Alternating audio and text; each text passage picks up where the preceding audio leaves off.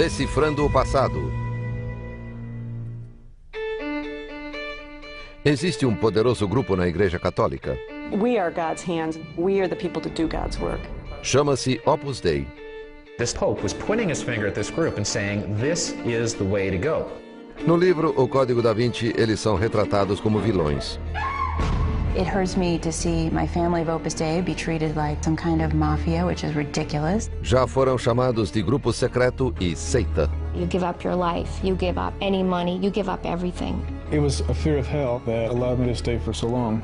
Foram atribuídos a eles rituais de autoflagelação. I don't do it because I like it. I do it because I dislike it. Isso forçou o Opus Dei a se pronunciar.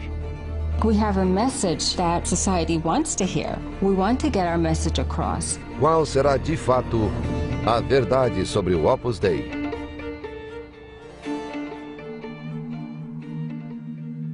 Tudo começou em 1928, com uma inspiração divina por parte de um devoto padre espanhol. He felt God was calling him to create this new body composed of men at first, later, through another vision, men and women, priests and laity, and that the point would be not to do things in a church, but to get out into the street. Seguindo o chamado de Deus, o padre José Maria Escrivá formou um novo movimento católico, ao qual mais tarde chamaria de Opus Dei, que em latim significa obra de Deus. Mas mesmo depois que seu polêmico fundador foi canonizado em 2002, muitos americanos não conheciam o Opus Dei. Isso até o Código da Vinci ser publicado um ano depois. Esse romance é uma grande conspiração fictícia que mistura arte, cristianismo, história e assassinato. Escrito por Dan Brown, o livro vendeu mais de 40 milhões de exemplares pelo mundo. It's one of these very entertaining, fantastic, wild sort of page turners that, is fun to read when you're on an airplane for 2.5 hours. Brown inventou que oculto nas obras de arte do grande mestre italiano Leonardo da Vinci há um código que revela segredos poderosos. Nessa ficção, Maria Madalena teria dado à luz um filho de Jesus Cristo, segredo que por séculos a Igreja teria ocultado.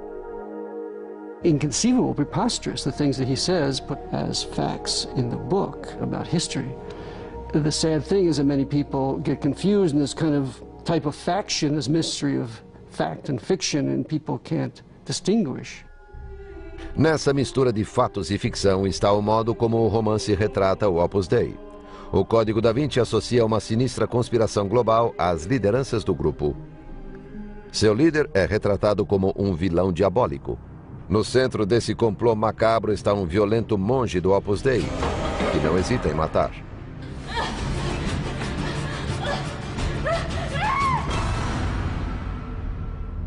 Imagine any other religious organization being named in a book like that and said that they do those kinds of things. People would be outraged, and yet, because Opus Dei, I think, is this conservative Catholic group, somehow that's just sort of been ignored. As a Catholic, it hurts me to see Jesus kind of dragged through the mud in a certain kind of way, as he is in the book. It hurts me to see my family of Opus Dei be treated like it's some kind of mafia, which is ridiculous. O Código da Vinci também, de modo dramático, retrata o ritual da mortificação corporal. Hollywood aumentou a notoriedade do Opus Dei com a sua versão cinematográfica do Código da Vinci. Estrelada por Tom Hanks e dirigida por Ron Howard. Para milhões, a única imagem do Opus Dei é aquela criada pelo Código da Vinci, em parte com base em fatos, em parte pura ficção. Mas haverá uma imagem pública que ainda não foi vista? Roma, Itália. No centro desta metrópole mágica está o Vaticano, sede da Igreja Católica Romana. Além das muralhas do Vaticano, há mais de 1 bilhão de católicos no planeta. Mais da metade dos cristãos no mundo são católicos. Dentro dessa imensa igreja existem ordens religiosas como os jesuítas, os dominicanos e organizações leigas como os Cavaleiros de Colombo e o Opus Dei. Opus Dei is a way to have a relationship with God in your everyday life, not just on Sunday, but but every day, through every moment and every circumstance. A mensagem espiritual do Opus Dei é que podemos encontrar Deus no trabalho ou no dia a dia. Que leigos em suas profissões seculares podem aspirar à santidade, a uma vida santa, e assim transformando o mundo à sua volta. If you are a faithful, believing, conservative Catholic, sometimes you don't even feel at home in your own parish. You may not feel at home with your own friends. What Opus Dei gives you is an environment in which you feel at home. O Opus Dei tem 87 mil membros em 61 países. É composto em sua maioria de leigos, médicos, bombeiros, fazendeiros, vendedores, alguns casados, outros celibatários. 2% são clérigos, incluindo padres, bispos e 2 cardeais. Mas nada de freiras nem monges. I think the most important thing that Opus Dei has done for me is to help me understand the right balance that my life should have. The right balance between work, family, being a husband, golfing, and my faith in God. Esses católicos profundamente piedosos seguem uma rigorosa rotina diária de missa, oração e formação espiritual. It's not signing up at, a health club. Being a member of Opus Dei is a divine vocation, so God calls that person. Many people come into contact with Opus Dei, attend their activities, and don't join, because it isn't for everyone. John Allen é correspondente no Vaticano da revista Repórter Católico Nacional e autor de um livro recente sobre o Opus Dei. There are all kinds of Catholic liberals around the world who have never met an Opus Dei member, never been to an Opus Dei center, never read a book by Escrivá, who nevertheless are profoundly convinced that Opus Dei is something evil. Alguns chegaram a acusar o Opus Dei de ser uma seita secreta e clandestina que alicia seus membros, possui fortunas fabulosas e que controla o Vaticano. What I am doing is pointing out something that I believe is like a cancer. They ruin people's lives and tear families apart. That is not a Christian thing to do. On the one hand, you have thousands of very holy and healthy Catholics living devoted lives of service in the modern world, which is terrific. On the other hand, there are some problems with Opus Dei that really need to be looked at. Como esse pequeno grupo e seu polêmico fundador se tornaram o maior foco de controvérsia na Igreja Católica.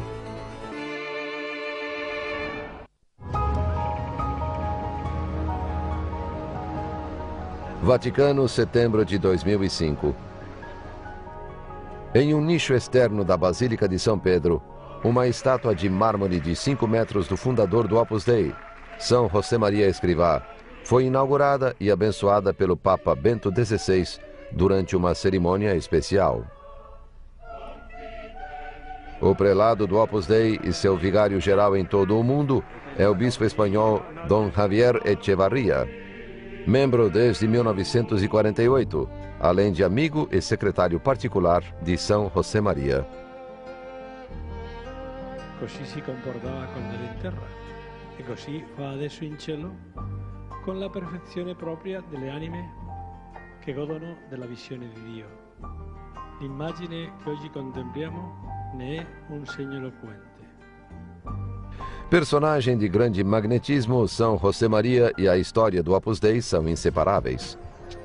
Espanha, país europeu de 42 milhões de pessoas, 90% das quais católicas. Em 1902, José Maria Escrivá de Balaguer nasceu em uma piedosa família católica. Na adolescência, Escrivá entrou para o seminário e, aos 23 anos, foi ordenado padre.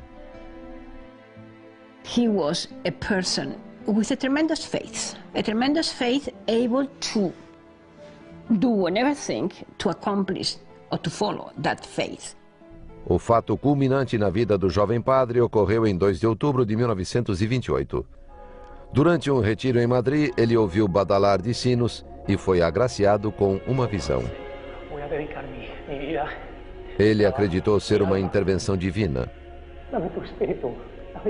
Essa visão se tornaria o Opus Dei. Amo al Opus Dei con todo mi corazón. en cuanto es un instrumento para servir a la Iglesia, para servir a las almas, para contribuir a la paz y a la felicidad de las criaturas todas, al bienestar del mundo, también material. Per fare un'opera della portata dell'Opus Dei aveva bisogno di strumenti forti. Per far palanca bisogna che ci sia una barra di acciaio, però era al tempo stesso molto umile. Em 1933, José Maria criou o primeiro centro do Opus Dei em um pequeno apartamento em Madrid. A Academia DYA tornou-se uma residência universitária e local de atividade apostólica. Hardly anyone was joining Opus Dei, and those who did, some of them didn't stick around. And he's talking about Opus Dei as something that God has given to the church and that will last for centuries and forever. He's just a Spanish priest living in Madrid with a handful of people around him. And now that takes incredible faith. Enquanto José Maria lutava para manter seu pequeno grupo, a Espanha mergulhava no caos. Disputas políticas, econômicas e culturais dividiam os espanhóis. A perturbação degenerou em guerra civil. July 1936. The Spanish Civil War became a proving ground for Nazi Germany, Fascist Italy, and Soviet Russia. Os nacionalistas, conservadores e católicos em sua maioria, liderados pelo generalíssimo Francisco Franco, rebelaram-se contra os republicanos comunistas, cortando a Espanha em duas metades. In the Republican side, priests were persecuted. That is a fact, and they were killed. Seguiram-se brutais perseguições religiosas. Igrejas foram incendiadas, clérigos chacinados. You're coming out of a period in which anybody who was a practicing Catholic in Spain probably had the experience of having to step over bodies to get to church. There were 4,000 priests who were killed, dozens of bishops, hundreds of sisters, in some cases lined up against walls in very public ways and shot to death by the Republican forces. Forçado à clandestinidade, José Maria viveu como refugiado em meio ao terror e sempre em fuga. Encontrou abrigo neste sótão e fez-se passar por paciente em um asilo por 5 meses. Secretamente, celebrava missas e ouvia confissões. He was carrying on his apostolic work as if nothing had happened. That he had the sense that he was doing something God wanted him to do and that nothing could stand in his way. Em março de 1939, os nacionalistas emergiram vitoriosos. Franco assumiu o poder como ditador e governou a Espanha brutalmente por 36 anos. People had paid in their own blood for their fidelity to the church. And so there was an enormous upsurge of Catholic pride, and there was an enormous upsurge of Spanish nationalism tied in the symbol of Franco. São José Maria e o Opus Dei já foram acusados de apoiar o regime fascista e repressor de Franco. È logico che i vescovi o che la Chiesa a un certo momento fossero più propensi a quelli che non li attaccavano. Questa è la realtà, no? Non è nessuna opzione politica, è una opzione di sopravvivenza della fede. I think the fairest thing you can say is that Escrivá was neither pro-Franco nor anti-Franco. It's a fair matter for debate that he should have been more anti-Franco, particularly as the injustices of the regime became clear. He was trying to follow his vision, and his vision was that as an organization, Opus Dei was simply going to stay out of the political fray. No dia em que a guerra acabou, José Maria contemplou as ruínas da Academia DYA. Mas 3 anos de conflito sangrento não destruíram sua visão para o Opus Dei. Mais tarde, em 1939, ele publicou Caminho, um livro com 999 sentenças ou pontos de reflexão. Se não te levantas a uma hora fixa, nunca cumprirás o teu plano de vida. Obediência, caminho seguro. Obedecer cegamente ao superior, caminho de santidade. He was writing things to encourage at specific moments this soul, that soul, and he was coming up with ideas that would help those people. Caminho revela o projeto espiritual de São José Maria e do Opus Dei, apresentando tópicos como caráter, oração e tática, sem esquecer a privacidade do grupo. Não exibas facilmente a intimidade do teu apostolado. Não vês que o mundo está cheio de incompreensões egoístas? It is a foundational document for them. There isn't anything else. He did write a lot of other books later on in life, but this is the one that I would have thought that they carried in their pocket. It's the Opus Dei's equivalent of Chairman Mao's Little Red Book. Em 1941, o Opus Dei tinha 50 membros. Na comunidade católica de Madrid, murmurou-se sobre um grupo sectário e clandestino de católicos. There has been misunderstanding about what Opus Dei is about. This looks like they're being secret, but they're not really secret. They are just normal Christians, and people are unfamiliar with this way of doing holiness. Essa busca pela santidade começou a chamar a atenção. O Opus Dei estava crescendo. A Sociedade de Jesus, ou Ordem dos Jesuítas, que tinha uma enorme presença no fervoroso catolicismo espanhol, julgou o crescimento do Opus Dei suspeito e se opôs a ele. The root charge was that Opus Dei was a secret Catholic sect that was attempting to destroy the Jesuits, was attempting to divide the parishes, and somehow take control of the Spanish Church. The great historical irony here, of course, is that many of the same charges were made against the Jesuits back in the 16th century when they were founded, and they were the new kid on the block. Inabalável, o padre José María buscou reconhecimento além da Espanha. Escrivá knew that if he was going to expand anywhere, he had really to become a papally approved institution. In order to do this, he needed to go to Rome. So he sent his right-hand man, Álvaro del Portillo, to work towards a recognition. But let's not kid ourselves. I mean, in part, it was also to be present at court, to learn the rhythms and the psychology of Vatican politics, to be able to make points. Opus Dei's leadership has always been very adroit at knowing how to move the levers of power. Com a bênção do Papa Pio XII, o Opus Dei recebeu permissão para se expandir pelo mundo afora. A mensagem do Opus Dei criou raízes. Dos anos 50 aos anos 70, ela conquistou 60 mil membros em 32 países, inclusive os Estados Unidos.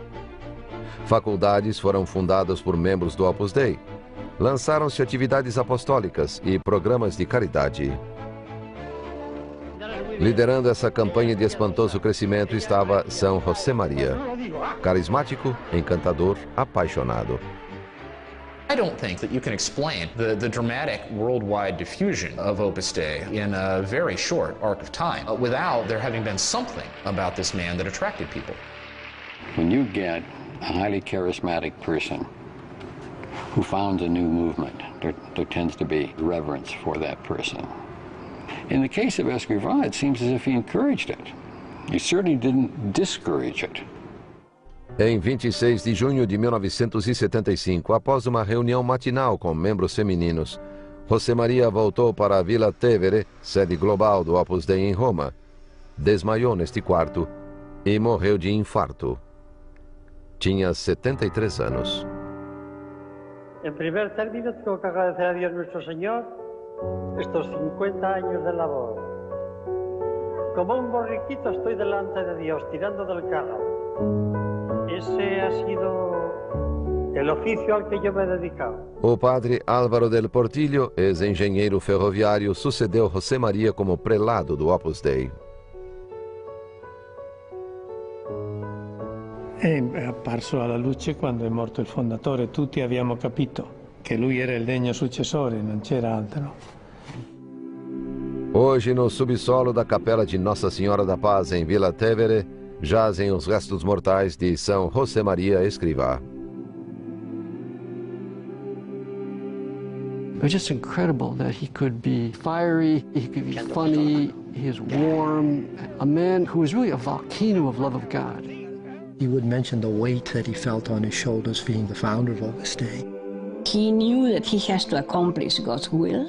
I've always thought he was a saint, very, very holy. No entanto, os detratores de São José Maria retratam-no de modo mais crítico, um lado negro. He was very volatile, had a mean temper, he could be nasty to people, especially to subordinates. His reprimands were very serious and were strong, and he has a forceful character. He's always struck me, he came across to me as a vain man, very concerned about his self-image, very concerned really about that people should know that he was a holy man. Hijos míos, mis palabras son palabras sobrenaturales, son palabras de amor para todos. Yo no he querido en mi vida mal a nadie. Quiero bien a todos, y ahora sí. If you think of him as a loving father, then you tend to forgive them and just sort of, chalk it up to him being a character. If you think of him as somebody who's running a secretive, controlling organization, then you would see it as another kind of, deep-seated personality flaw. O grande legado de São José Maria são os 87 mil membros do Opus Dei, mas as práticas de alguns deles despertaram ceticismo e suspeita.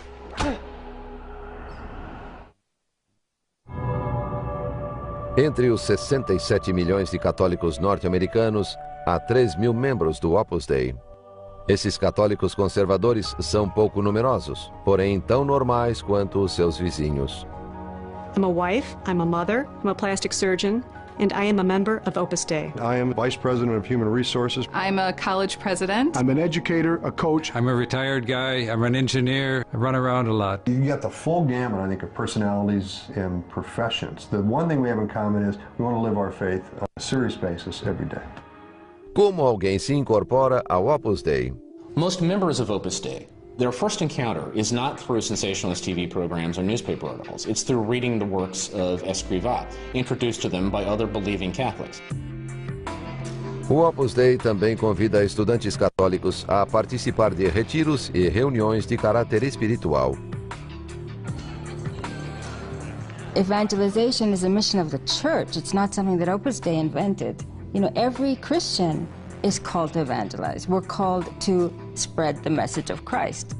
People have charged over the years that they are deceptive about it, that they will sometimes bring people into their orbit before really telling them that this is Opus Dei, that they will pressure them to make profound life commitments before they really understand what it's about. We were always being encouraged to get more members, make friends, bring them into formation somehow, bring them around the center, try to find out where they are in their spiritual life. Do they have the qualities to become a member of Opus Dei? O Opus Dei nega exercer qualquer pressão indevida.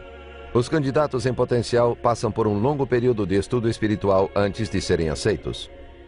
From the very first formation that I went to, I wanted to join Opus Dei immediately, and they wouldn't let me. They said, not yet, slow down, take your time, you need to learn more about us. When someone joins Opus Dei, they have a 6.5-year period in which they say, yes, I want to go ahead for another year, I do not want to go ahead for another year. So they are free to remain in the work and they're free to leave. Há uma variedade de categorias de membros. Os supernumerários, 70% do total, são compostos por casais como Doug e Shirley Hinderer e sua família de 9 filhos. I look at Catholicism as a framework for our life, and I think I look at Opus Dei almost as the color in it. It really helped us to look at who we were in more than just a couple and more than just a parent. I mean, it gave us a really well-rounded look at our lives as human beings, as Catholics, as parents. They have a program of life, a spiritual program that they follow every day as Opus Dei members. They come together once a week for a kind of spiritual meditation and talk. The point is to receive the spiritual formation inside Opus Dei and then take that formation out into one's daily life. A segunda maior categoria, cerca de 30%, é a dos numerários. Homens e mulheres celibatários que moram nos centros do Opus Dei e cujo compromisso de celibato constitui uma opção rara no mundo moderno. These people have chosen to live a fairly controlled and disciplined life of spiritual sacrifice. If you've chosen to live that life, you've got to take it on its own terms. And by definition, that's going to be something that's hard for the outside world to understand. A numerary member of Opus Dei usually has a profession which he exercises. I am a singer. I also conduct a choir. And then I'm involved in apostolic activities and also give spiritual guidance to some members of Opus Dei. Muito dessa instrução espiritual ocorre nos 60 centros do Opus Dei em 19 cidades dos Estados Unidos. Em Nova York está o Murray Hill Place, sede norte-americana do Opus Dei. Um edifício de 69 milhões de dólares, construído com estoque farmacêutico doado. Homens e mulheres são completamente segregados. Há entradas e residências separadas. We find that works. We interface with men and women all the time. It's simply that our activities are done separately and we live in a separate environment. We are a family to each other. It's like having 10 sisters that you actually get along with and don't steal their clothes. We share all of the great ideals in common. A categoria das numerárias auxiliares é composta de 5%. E suas tarefas principais incluem cozinhar, limpar e administrar os centros do Opus Dei. They are homemakers, and they would see themselves playing the same role to the Opus Dei community as a regular mom does to her own family. And so for them, they see it as something that is extraordinarily fulfilling, not at all demeaning, and something that gives them great satisfaction. Blessed art thou among women, and blessed is É a sua rigorosa rotina diária que distingue o Opus Dei de outras organizações católicas leigas. Os membros assistem à missa e comungam todos os dias. A oração é constante. Holy Mary, Mother of God, and at the hour of our death. Os membros recitam uma oração exclusiva do Opus Dei em latim, chamada Preces. Os numerários são os soldados espirituais na vanguarda do Opus Dei, à disposição da prelazia em tempo integral. Deles se espera mais que sua dedicação. Eles também precisam contribuir financeiramente para a manutenção da prelazia. All the numeraries of Opus Dei, we receive a salary and we pay from our salary. Obviously, we pay for our personal needs, whatever our expenses may be. And as a rule, we give everything else to supporting Opus Dei and the apostolates. In their defense, that's what the apostles did. The apostles lived sort of communally. The early Christian church did that. They cared for one another. So, in a sense, you could say they're living more Christian than other Catholics are. Talvez o aspecto mais polêmico da vida no Opus Dei seja a prática da mortificação corporal. Atos de autonegação ou dor voluntária como penitência. Uma espécie de sacrifício corporal. Amen. I think the first thing to understand about corporal mortification is that it is a spiritual discipline with a rich and long history in the Catholic Church, and that it is practiced by plenty of people outside Opus Dei. Mother Teresa used a small whip. Padre Pio used the hair shirt and the whip and the cilice. And it has always been understood by a certain kind of Catholic spirituality as a way to participate in the suffering of Christ on the cross.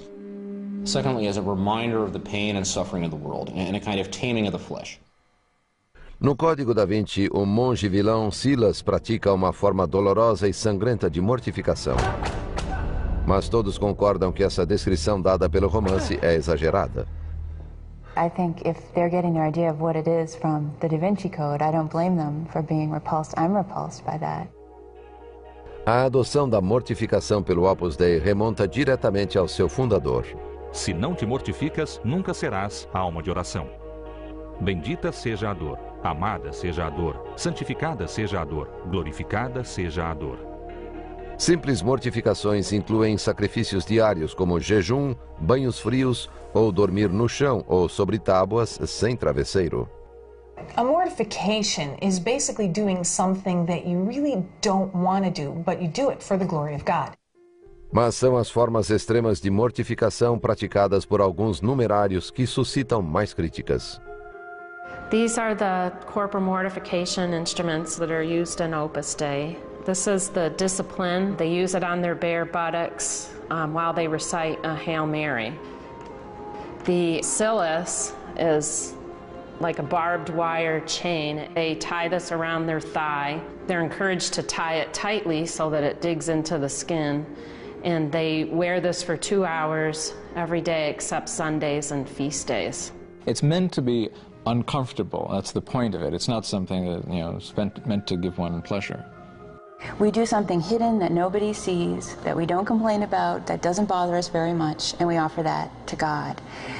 Now, why that should bother someone so much, I really don't know. This is the nature of the spiritual quest. It tends to lead people to do things that from a secular, modern point of view are difficult to understand and in some cases are a little repulsive. Há uma questão ainda pior. A mais incendiária acusação contra a prelazia, a de que o Opus Dei seria uma seita. Recentemente, o Opus Dei tem sido acusado de ser uma seita secreta e perigosa. Quase todas as críticas concentram-se no estilo de vida dos fidelíssimos numerários que moram nos centros do Opus Dei. A correspondência deles é censurada. Suas escolhas quanto a livros, filmes e entretenimentos requerem aprovação.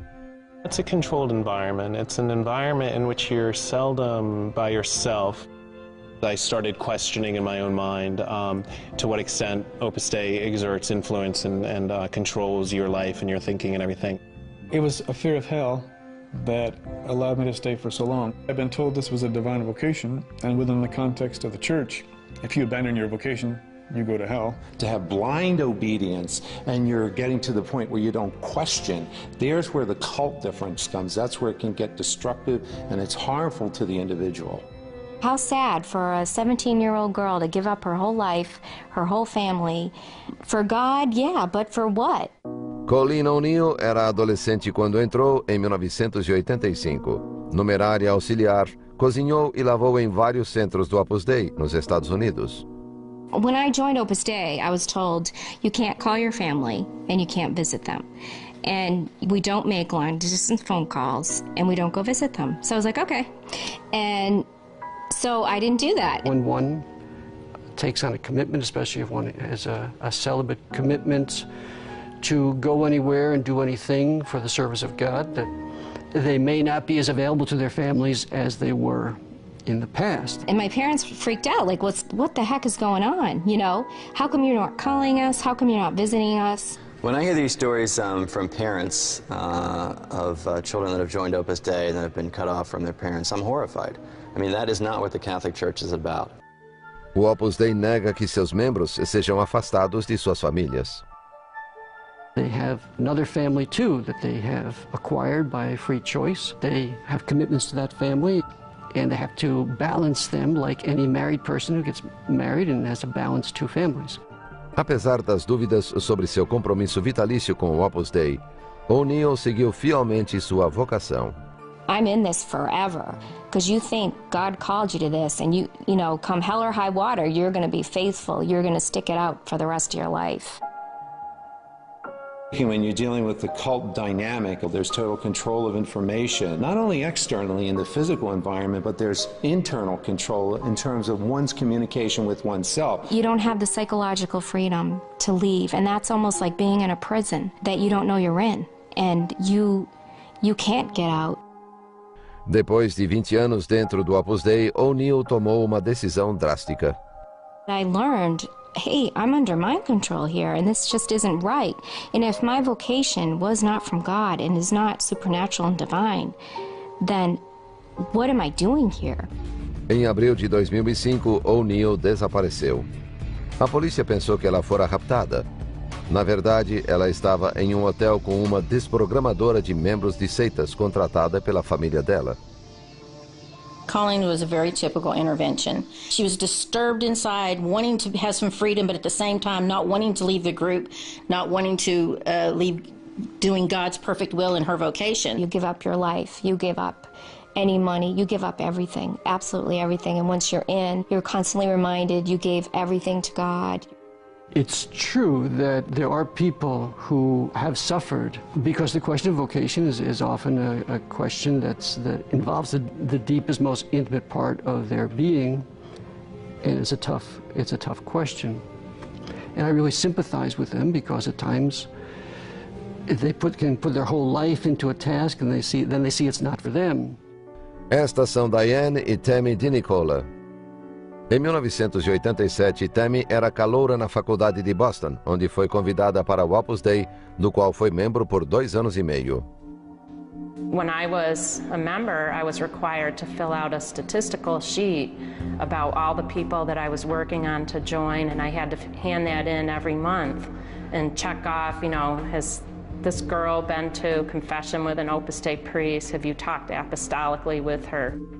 Tammy, como a família de Colleen, recorreu a desprogramador de membros de seitas. The tragedy about Opus Dei is that they transform people into almost like their own robots in some ways, where you become so disassociated from your true feelings and who you truly are, that you can shut out the people that nurtured you, that raised you, that love you. Sua mãe, Diane, começou a entrar em contato com outras famílias católicas.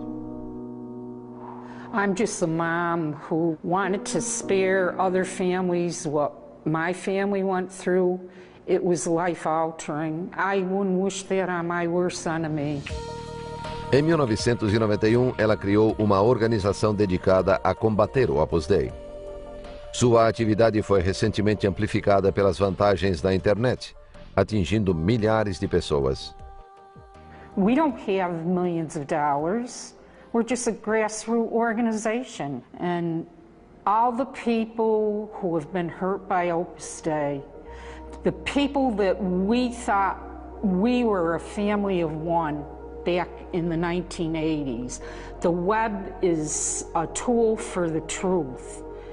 Finally, we have this thing that connects us. She is trying to get people to look at some of the problems with the organization, and I think in many cases she has a point. A large proportion of the members of Opus Dei don't have that experience, and that's why they hear these things, they say, well, that doesn't make any sense to me. O Opus Dei rejeita as acusações de que age como seita, mas reconhece que ao longo dos anos houve almas magoadas. There certainly must have been instances in the past when someone did not perform in the best way possible. But I do think that on a whole, people are trying to do their best. I would like to express sorrow for any hurt that we may have offered to anyone and sympathy for what they suffer. But at the same time, one has to understand it's a complex situation. And it's not something that I think the blame is easily fixed on one thing or another. Mas essas situações complexas existem, segundo observadores, devido a uma tendência histórica do Opus Dei de conduzir muitos assuntos em segredo. Há muita gente santa que não entende o teu caminho. Não te empenhes em fazer que o compreendam. Perderás o tempo e darás lugar a indiscrições. Escrivá was so, I would say, almost paranoid about protecting the identity of Opus Dei. He was very, very leery about any kind of collaboration with any other groups in the church on the fear that Opus Dei would be assimilated to one of these other groups. As finanças do Opus Dei também são um assunto privado. Há muita preocupação com o tamanho de sua riqueza e o quanto ela influencia a Igreja Católica. Usually what conspiracy theorists will say is that Opus Dei had come in, for example, with bags of cash to bail out the Vatican Bank because of its crisis in the late 70s. Em seu livro esclarecedor sobre o Opus Dei, John Allen e um analista financeiro examinaram as contas da prelazia através de milhares de documentos, alguns públicos, alguns cedidos pelo Opus Dei. The practical reality is that Opus Dei simply does not have the bags of cash that a lot of people imagine it does. If you look at the financial profile of Opus Dei, their total assets is about $340 million. Their total worldwide assets, the best estimate, is about $2.8 billion. Now, you compare that to a group like the Knights of Columbus, which is almost entirely an American organization, has a financial base that is some 3 times larger than Opus Dei. And yet nobody thinks that the Knights of Columbus are scheming to manipulate the election of the Pope or to control the inner workings of the Vatican. Apesar da polêmica e da oposição, o Opus Dei foi abraçado pela Igreja Católica quando um Papa formidável concedeu-lhe um selo especial de aprovação. Em 1978, o catolicismo ganhou um grande pontífice e estrela da mídia com a eleição do Papa João Paulo II. Esse líder dinâmico se tornaria uma força geopolítica. This is a pope whose driving cause in Poland was the Solidarity movement, seeing labor as a way of not only toppling the Soviet system, but of redeeming the human person. So he had this fascination with the spiritual meaning, the spiritual significance of work. I think the same fire in him that led him to embrace solidarity in Poland led him to embrace Opus Dei in the Catholic Church. A admiração de João Paulo II pela missão do Opus Dei traria um endosso papal sem precedentes. Em 1982, ele estabeleceu o Opus Dei como a única prelazia pessoal da Igreja, distinção legal pela qual São José Maria trabalhara por décadas.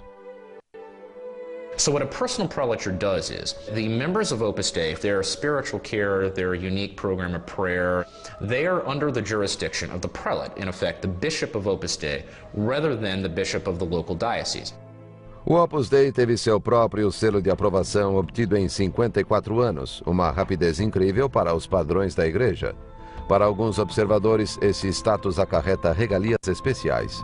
As the only personal prelature, it elevates Opus Dei over all the other lay organizations and lay institutes in the church. And I think one of the big questions is, why is that needed? Então, em 2002, em uma cerimônia na Praça de São Pedro, assistida por 300 mil pessoas, o humilde padre espanhol do interior tornou-se São José Maria Escrivá. It was very important to Opus. Opus, in a number of ways, is a very fragile organization.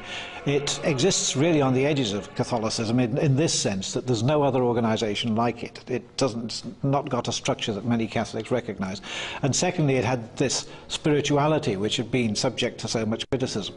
A despeito da posição elevada de São José Maria na Igreja, o seu processo de canonização atraiu críticas de alguns. Escrivá pretty much leapfrogged over a lot of other candidates, and you have to wonder how much of it was as a result of the influence of Opus Dei in the Vatican. He was given a priority, probably with the blessings of the Pope, who was a great benefactor to Opus Dei, liked Opus Dei. And again, there's nothing unusual about that. There's always priorities. A canonização de um santo é um processo complicado e caro. Envolve tribunais, investigações da vida do candidato, seus escritos, milagres realizados e testemunhos de contemporâneos. Segundo alguns, certas normas canônicas foram ignoradas. I think it violated the canons of objectivity, fairness, and perhaps violated the integrity of the process itself. When you conduct these tribunals, you must, under canon law, search out and find critics of the candidate. Well, 11 critics wanted to appear. Only one was allowed. Uma voz cujo testemunho foi silenciado é Maria del Carmen Tapia, ex-numerária do Opus Dei, que trabalhava em contato diário com São José Maria. One of the main things of him that I have said many times, that he was ready to tantrums, and it's true. He was able to have a tremendous reprimand, so to every reaction. He was very impetuous, he was very impulsive. Historicamente, porém, ser um santo não significa ser perfeito. Tem a ver com a transformação espiritual. Saints sin like other people do. They live the same lives as we do, or live in the same world, but their insight into what life is all about is different. Some of the most popular saints historically have been people whose lives you wouldn't dream of imitating. It's not just possible to imitate them, and yet there's more devotion to them. Escrivá is not an untypical character, frankly. Escrivá diceva, era santo non è il cristiano che non ha difetti, è il cristiano che lotta contro i difetti fino all'ultimo momento della sua vita. Alguém escreveu que toda instituição é a sombra prolongada de um homem. Para o Opus Dei, a odisseia épica de São José Maria Escrivá, desde uma visão até um grupo mundial, deixou um projeto formidável. I think that when the history of Opus Dei comes to be written, it's going to be one of the exciting stories in the history of expansion of an institution in the Catholic Church. Opus Dei wants to grow. We think we have a message that society wants to hear. We want to get our message across. No wonder that Opus Dei ends up being in the Da Vinci Code. And no wonder it becomes a metaphor for secret and threatening societies. They've created that themselves. They can change it. It's the same today that was 50 years ago. For God's sake, if they have to survive, they have to change. Because life is a constant change. Certainly we've learned many things over these last 50 years of doing Opus Dei in the United States. We're doing a lot better, we're learning many things, and I hope that problems will diminish. Opus Dei is saying that the conversion of the secular world can't be done by a caste of people wearing Roman collars, standing on the outside and wagging their fingers at it. It's got to be done by lay people who live and move inside that secular world. That is the perennial challenge facing the Church. The jury is still out on whether or not it's actually going to work.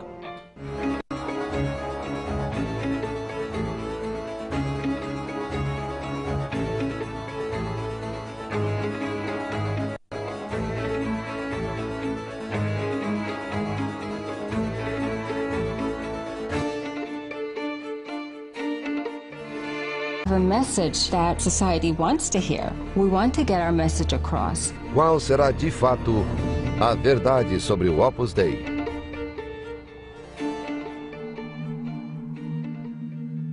Tudo começou em 1928, com uma inspiração divina por parte de um devoto padre espanhol.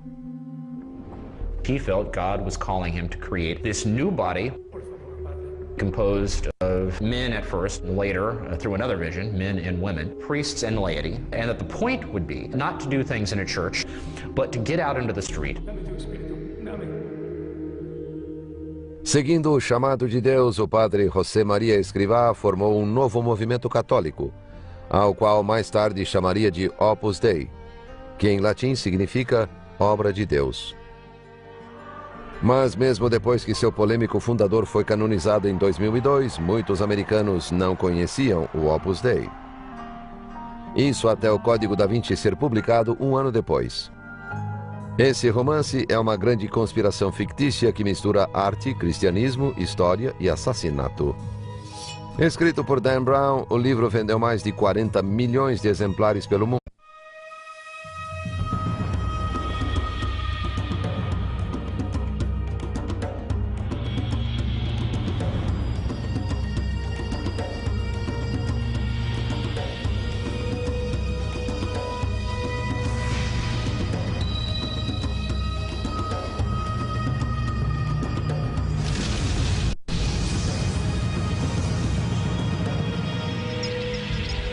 Decifrando o passado. Existe um poderoso grupo na Igreja Católica. We are God's hands. We are the people to do God's work. Chama-se Opus Dei. This Pope was pointing his finger at this group and saying, this is the way to go. No livro O Código da Vinci, eles são retratados como vilões.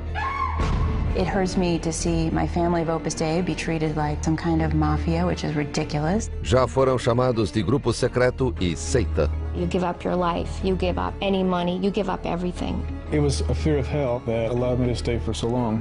Foram atribuídos a eles rituais de autoflagelação. I don't do it because I like it. I do it because I dislike it. Isso forçou o Opus Dei a se pronunciar. It's one of these very entertaining, fantastic, wild sort of page turners that, is fun to read when you're on an airplane for 2.5 hours. Brown inventou que oculto nas obras de arte do grande mestre italiano Leonardo da Vinci há um código que revela segredos poderosos. Nessa ficção, Maria Madalena teria dado à luz um filho de Jesus Cristo, segredo que por séculos a Igreja teria ocultado. Inconceivable, preposterous, the things that he says put as facts in the book about history. The sad thing is that many people get confused in this kind of type of faction, this mystery of fact and fiction, and people can't distinguish. Nessa mistura de fatos e ficção está o modo como o romance retrata o Opus Dei. O Código da Vinci associa uma sinistra conspiração global às lideranças do grupo. Seu líder é retratado como um vilão diabólico. No centro desse complô macabro está um violento monge do Opus Dei, que não hesita em matar.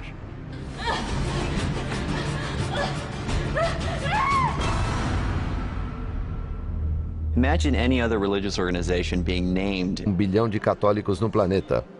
Mais da metade dos cristãos no mundo são católicos. Dentro dessa imensa igreja existem ordens religiosas como os jesuítas, os dominicanos e organizações leigas como os Cavaleiros de Colombo e o Opus Dei.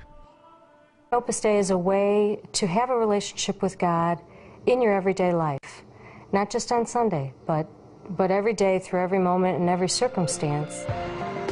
A mensagem espiritual do Opus Dei é que podemos encontrar Deus no trabalho ou no dia a dia, que leigos em suas profissões seculares podem aspirar à santidade, a uma vida santa, e assim transformando o mundo à sua volta. If you are a faithful, believing, conservative Catholic, sometimes you don't even feel at home in your own parish. You may not feel at home with your own friends. What Opus Dei gives you is an environment in which you feel at home. O Opus Dei tem 87 mil membros em 61 países. É composto em sua maioria de leigos, médicos, bombeiros, fazendeiros, vendedores, alguns casados, outros celibatários. In a book like that and said that they do those kinds of things, people would be outraged. And yet, because Opus Dei, I think, is this conservative Catholic group, somehow that's just sort of been ignored. As a Catholic, it hurts me to see Jesus kind of dragged through the mud in a certain kind of way, as he is in the book. It hurts me to see my family of Opus Dei be treated like it's some kind of mafia, which is ridiculous. O Código da Vinci também, de modo dramático, retrata o ritual da mortificação corporal. Hollywood aumentou a notoriedade do Opus Dei com a sua versão cinematográfica do Código da Vinci. Estrelada por Tom Hanks e dirigida por Ron Howard. Para milhões, a única imagem do Opus Dei é aquela criada pelo Código da Vinci, em parte com base em fatos, em parte pura ficção. Mas haverá uma imagem pública que ainda não foi vista? Roma, Itália. No centro desta metrópole mágica está o Vaticano, sede da Igreja Católica Romana. Além das muralhas do Vaticano, há mais de